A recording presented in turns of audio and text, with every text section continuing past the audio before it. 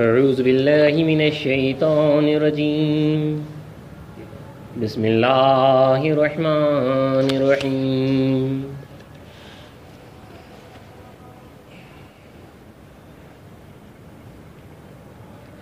ألم يروا كم أهلكنا من قبلهم من قرن مكناهم في الأرض ما لم نمكن لكم وأرسلنا السماء عليهم مدرارا وجعلنا الأنهار تجري من تحتهم فأهلكناهم بذنوبهم وأنشأنا من بعدهم قرنا آخرين۔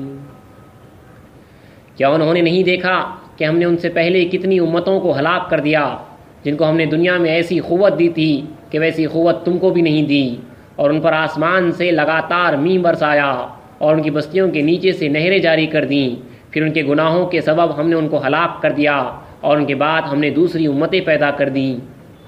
وَلَوْ نَزَّلْنَا عَلَيْكَ كِتَابًا فِي قِرْطَاسٍ فَلَمَسُوهُ بِأَيْدِيهِمْ لَقَالَ الَّذِينَ كَفَرُوا إِنْ هَٰذَا إِلَّا سِحْرٌ مُّبِينٌ۔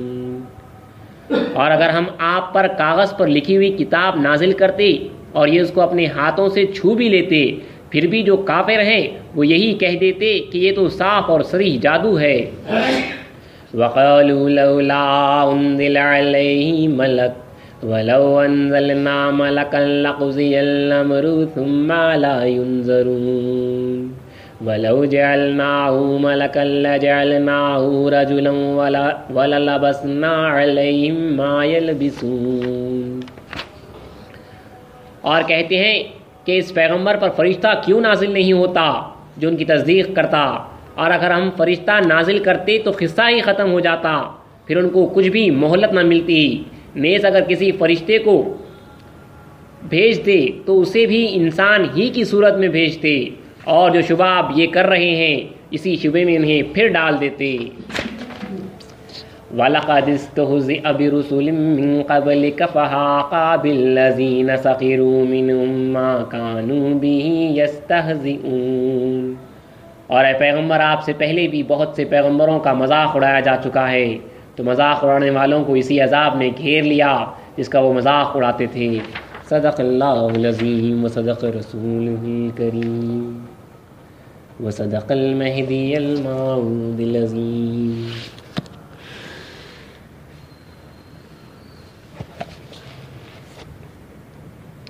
کل کی نشست میں جو ہم نے گفتگو کی تھی ماڈرن ایجوکیشن کے اوپر، یہودیوں کی ایک پالیسی وغیرہ کے تعلق سے جو ہے آپ کے سامنے بات کی گئی تھی، جو کہ ہمارے نشست میں جو ہے اکثر ماں باپ بڑے حضرات ہیں یہاں پہ، آڈیوز وغیرہ بھی بڑے حضرات کو جاتا ہے، اسی لیے جو ہے وہ بات کہی گئی ہے۔ اسے دوسرے یہ باور نہ کہیں کہ جو ہے اسکول کے ایجوکیشن سے جو ہے میں کسی کو روک رہا ہوں۔ ہم خود پڑھ رہے ہیں اور ہمارے بچوں کو بھی جو ہے پڑھا رہے ہیں، لیکن صرف جو ہے ترجیحات پہ جو ہے بات کی گئی ہے، پرائیورٹیز پہ۔ علم دین کو جو ہے ترجیح دینا ہے، پرائیورٹی دینا ہے اس علم کے اوپر، جیسا کہ مہدی موعود علیہ السلام کا فرمان رہا ہے، پہلے مومن بنو پھر کسب کرو۔ تو بچوں کو جو ہے وہ تعلیم پوری پہنچانا ہے، اللہ، اس کے رسول اور اس کے مہدی کے جو ہے احکامات پہنچانا ہے، اور اس کے ساتھ ساتھ جو ہے یہ تعلیم جب آپ دیں گے تو جو ہے وہ کارگر ہوگی۔ ہم بھی پڑھ رہے ہیں، ہمارے بچوں بھی پڑھا رہے ہیں، اور دیکھیے ساتھ میں یہ رہا ہے کہ جو ہے جب ہم پڑھے ہیں، ہم نے بھی جب تعلیم پائی ہے، تو گھر کے والدین کا بہت زیادہ اثر ہوتا ہے کہ وہ کس طرح کی جو ہے تربیت دے رہے ہیں۔ اللہ کی فضل سے یہ بات میں کہہ سکتا ہوں کہ اسکولنگ کا زمانہ اگر میں یاد کروں تو مجھے وہ دن کوئی یاد نہیں آتا جہاں پہ جو ہے ہمیں جو ہے نماز فجر کے لیے اٹھایا نہیں گیا ہو اور اس کے بغیر ہم نے جو ہے اسکول کو گئے۔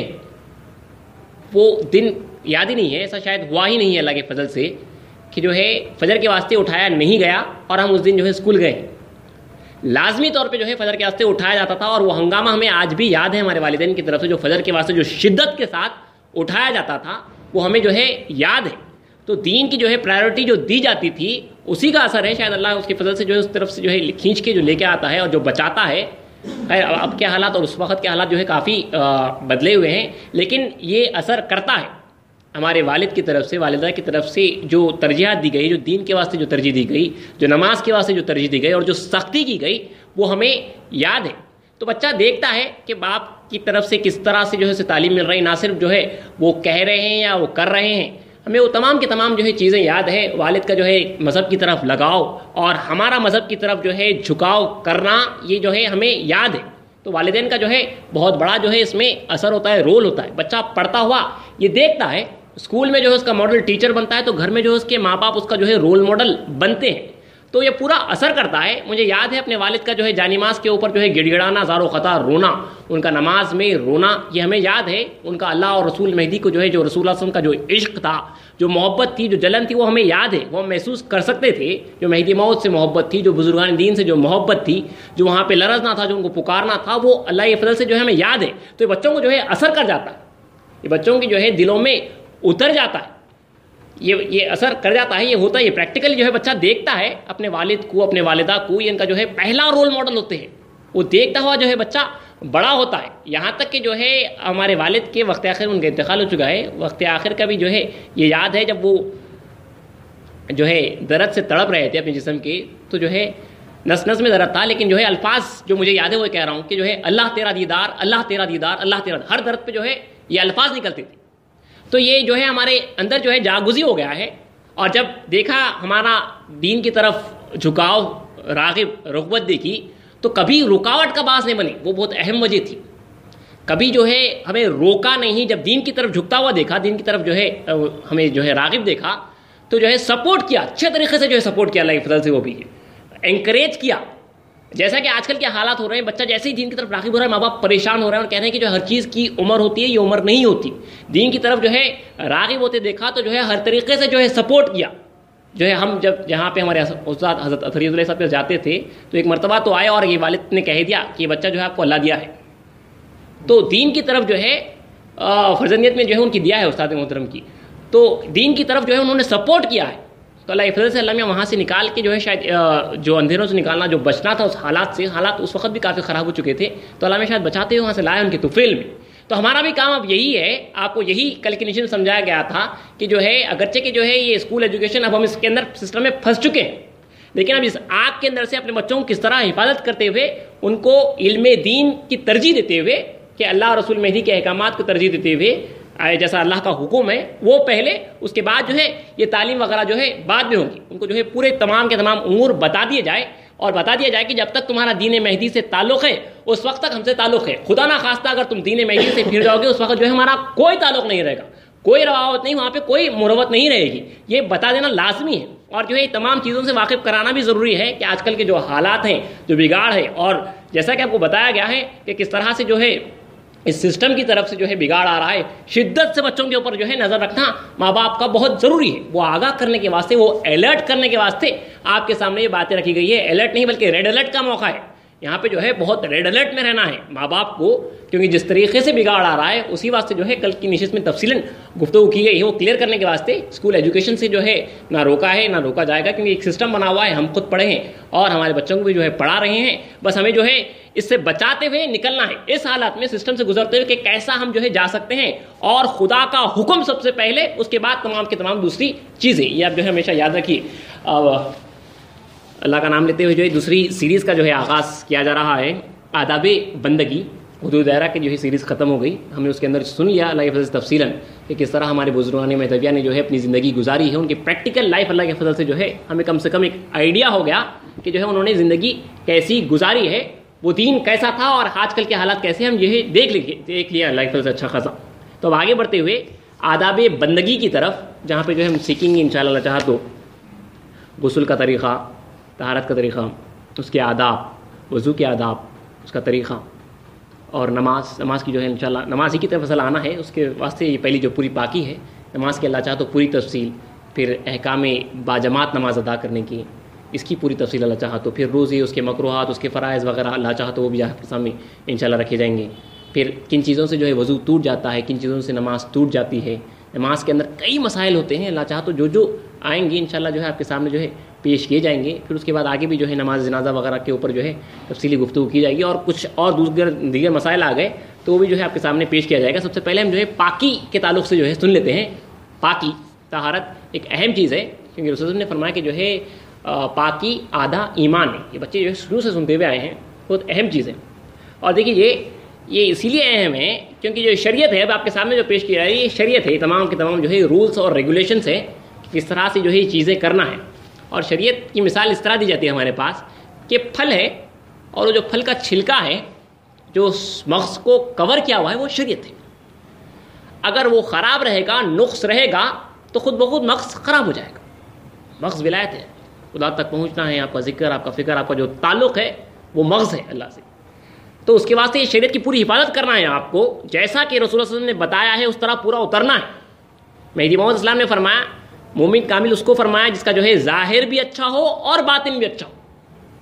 اگرچہ کہ جو ہے یہ ظاہر جو اچھا سنوارنا ہے وہ باطن کے واسطے ہے، اہم اصل باطن ہے، دل ہے. رسول اللہ علیہ وسلم کی ایک حدیث مبارکہ بھی حضرت علی سے روایت ہے کہ سب سے بہترین اور عظیم طہارت دل کی طہارت ہے، دل کی پاکی.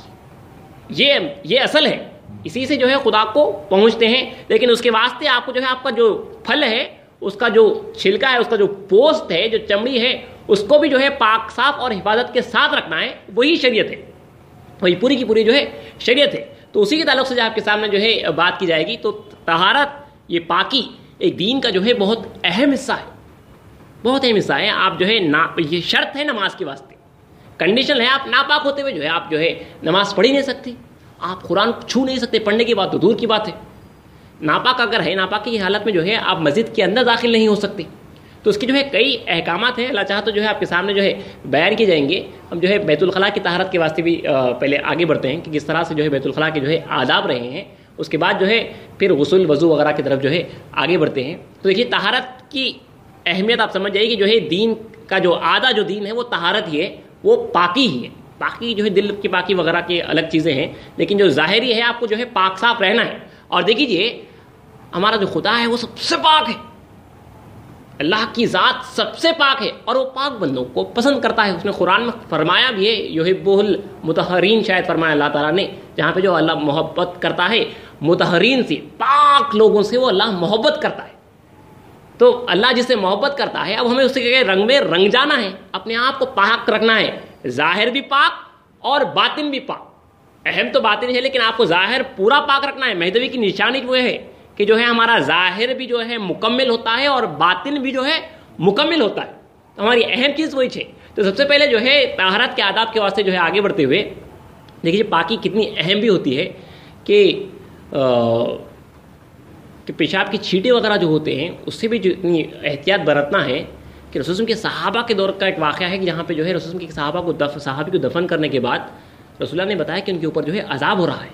اور عذاب کی وجہ یہ تھی کہ ایک مرتبہ جو ہے غفلت کی حالت میں انہوں نے وضو وغیرہ طہارت وغیرہ تو کی تھی لیکن پیشاب کے جو ہے چھینٹے ان کے اوپر جو ہے اڑ گئے تھے اور اس کا احساس نہیں ہوا تھا شاید غالباً انہوں نے جو ہے نماز ادا کر لی. تو اس کے بعد جو ہے وہ سخت عذاب میں جو ہے گرفتار ہوئے ہیں. رسول اللہ کے صحابی ہیں، یقیناً جو ہے بخشے گئے ہوں گے اسی وقت پہ، لیکن بتا دیا گیا کہ جو ہے یہ معمولی سے اگر آپ چیز کو محسوس نہیں کریں گے تو اللہ کے پاس جو ہے سختی سے جو ہے گرفتار ہوں گے. رسول اللہ کے صحابہ جو ہے ایک ایگزامپل ہے پوری امت کے واسطے. تو ہمارے پاس کے خصوصاً عورتیں جن کے جو ہے چھوٹے چھوٹے بچے ہوتے ہیں ان کو پاک صاف کرتے ہیں تو ان کو چاہیے کہ جو ہے خاص طور پہ احتیاط برتیں، کیونکہ جو ہے اس لباس سے بچوں کو جو ہے پاک صاف وغیرہ کرتے ہیں تو پاک صافی کے وقت پہ جو ہے ان کے اوپر چھینٹے اڑ سکتے ہیں. تو پوری احتیاط برتے. بچوں کو جو ہے گود میں اٹھا لیا جاتا ہے وہاں پہ جو ہے پوری احتیاط برتے، اپنی عورتوں کو سمجھائے کہ کس طرح سے جو ہے اپنے آپ کو جو ہے پاک صاف رکھیں. بہرحال پاک صاف رکھتے ہوئے جو ہے آپ آگے بڑھ سکتے ہیں. تو بیت الخلاء کے جو آداب بتائے گئے ہمارے پاس وہ یہی ہے کہ جو ہے آپ کو اس سے پہلے بھی شاید آداب زندگی کی نشست میں کہا گیا تھا کہ جو ہے سب سے پہلے جو ہے بیت الخلاء کو جو جانا ہے اس میں جو ہے سر ڈھانپنا ہے، ننگے سر جانا نہیں ہے. آج 1400 سال کے بعد سائنس ریسرچ کر کے کہتی ہے، آپ دیکھیں گے کیئر ہاسپٹلس وغیرہ میں جو ہے وہاں پہ کیپس رکھ دیے گئے ہیں واش رومس کے باہر کہ جو ہے اس کا وہ نقصان بتاتے ہیں کہ جو ہے بالوں کو نقصان ہوتا ہے واش روم کو جو ہے بغیر کور کرے جانے کے. لیکن ہمارے پاس سنت رسول صلی اللہ علیہ وسلم ہے کہ سر کو ڈھانپ کر جو ہے بیت الخلاء میں جانا ہے اور بیت الخلاء میں بائیں پیر سے داخل ہونا ہے. بیت الخلاء میں بائیں پیر سے داخل ہونا ہے اور نکلتے وقت جو ہے سیدھے پیر سے نکلنا ہے. سنت رسول ہے، دیکھیے چھوٹی سی بات ہے لیکن آپ اس کو اپنے ذہن میں رکھ لیں ہمیشہ جو ہے سر ڈھانپ کے جائے ٹوپی پہن کر. اور جب بیت الخلاء میں داخل ہو رہے ہیں تو بائیں پیر سے داخل ہو اور داخل ہونے سے پہلے آپ بسم اللہ الرحمن الرحیم تو بولیے تو کافی ہے. اللہم انی اعوذ بک من الخبث والخبائث دعا بھی ہے کہ آپ اللہ سے پناہ مانگ رہے ہیں مرد شیاطین اور عورت شیاطین کی. شیاطین ہوتے ہیں وہ اس جگہوں پہ، اسی لیے جو آپ اللہ سے پناہ مانگ رہے ہیں. کیونکہ جو ہے اندر کچھ بولنا کرنا نہیں ہے، یہ الفاظ سے جو ہے ذکر وغیرہ کرنا نہیں ہے. اسی لیے جو ہے اگر آپ یہ بزرگوں نے بتایا ہے کہ جو ہے جو شخص بسم اللہ بول لیتا ہے جانے سے پہلے، وہ جو ہے اللہ کی حفظ و امان میں آتا ہے، شیاطین اسے دیکھ نہیں سکتے، اسے جو ہے دیکھ نہیں سکتے. تو آپ جانے سے پہلے جو ہے بسم اللہ بول لینا ہے، اور اندر کے بعد آپ کو زبان سے کچھ جو ہے پڑھنا کرنا نہیں ہے. لیکن ہاں ہمارے پاس مہدی موعود اسلام کے حکم میں بھی ایک حکم ہے جہاں پہ آپ نے 6 وقتوں کی جو ہے ذکر کی تاکید کی ہے، اول فجر سے طلوع آفتاب تک، اور دوسرا عصر سے عشاء تک. تو تیسرا جو ہے بیت الخلاء کا وقت ہے، یعنی آپ جب بیت الخلاء کو جائیں تب آپ جو ہے ذکر کریں، کیونکہ جو ہے ہمارے پاس ذکر زبان سے نہیں کیا جاتا، سانسوں سے دل میں جو ہے ذکر کیا جاتا ہے. اسی لیے اس وقت پہ ذکر کرنے کو تاکیدن حکم تاکیدن کہا گیا ہے، کیونکہ اگر آپ ذکر نہیں کرو گے تو وہاں پہ وہ شیطانی جگہ ہے، وسوسے آپ کے ذہن میں آئیں گی، وسوسے آپ کے ذہن میں جو ہے جاں گزی ہو جائیں گی.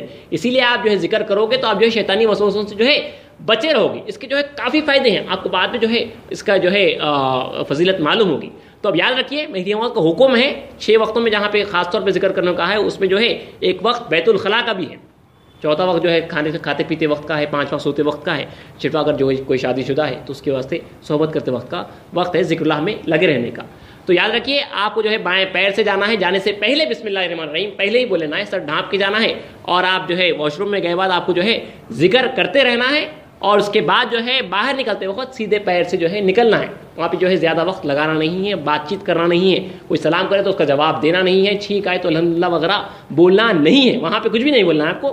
بس آپ کو جو ہے سانسوں کے ساتھ جو ہے ذکر کرتے ہوئے جو ہے واپس نکل جانا ہے. یہ بیت الخلاء کے آداب ہیں. تھوڑے سے اور پاکی کے آداب ہیں اور غسل کے بھی آداب ہیں، انشاءاللہ چاہا تو وہ جو ہے اپن تھوڑی نشستیں زیادہ بڑی نہیں ہوگی، 10-12 منٹ کی جو ہے نشستیں ہوگی انشاءاللہ. جو ہے کل کی نشست میں غسل وغیرہ کی تفصیل سنتے ہیں، اور تھوڑا سا اگر کچھ پاکی کا باقی رہ گیا ہے تو وہ بولتے ہوئے غسل کا جو ہے طریقہ بتایا جائے گا کہ کس طرح جو ہے طریقہ ہے، کن چیزوں سے جو ہے کن وجوہات پہ غسل فرض ہوتا ہے، اور کب سنت ہوتا ہے، اور کب جو ہے مستحب ہوتا ہے، اور اس کا پھر طریقہ کیسا ہے، اور اس کے بعد جو ہے پھر وضو وغیرہ کی تفصیل میں جاتے ہیں. اللہ چاہا تو ایک ایک چیز انشاءاللہ اللہ چاہا تو آہستہ آہستہ جو ہے کور کرتے جائیں گے. وآخر دعوانا الحمدللہ.